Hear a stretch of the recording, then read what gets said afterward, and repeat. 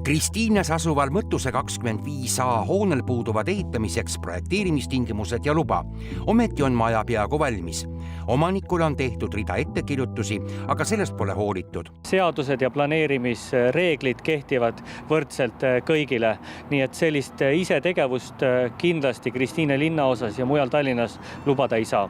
Siin minu selja taga krundil see problemaatiline maja asubki, mille omanik ei ole täitnud projekteerimise tingimusi ja kogu hoone on ebaseaduslikult ehitatud. Ent krundi omaniku abikaasaks nimetanud naise sõnul ei taheta neid kuulda võtta.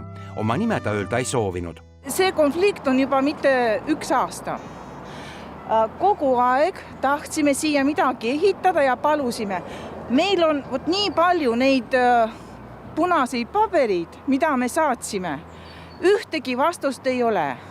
Linnaplaneerimise ameti juhataja Martin Karro sõnul on kinnistu omanikuga korduvalt vesteldud ja kohtutud. Projekteerimistingimuste vajalikkust rõhutab lingi.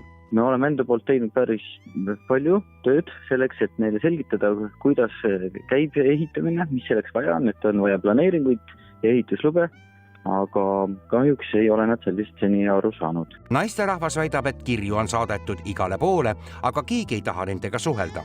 Kristiine linnaosa see arhitektiplaan on olemas. Kõik on tehtud nii, nagu on seal kirjutatud. Linnaosa vanema sõnul tuleb kehtestatud nõuetest ja reeglitest lihtsalt kinni pidada. Tallinna linnas kehtivad reeglid, planeerimisreeglid ja need kehtivad võrdselt kõigile. Linnal on siis vaja asendustäitmise korras maja ise lammutada.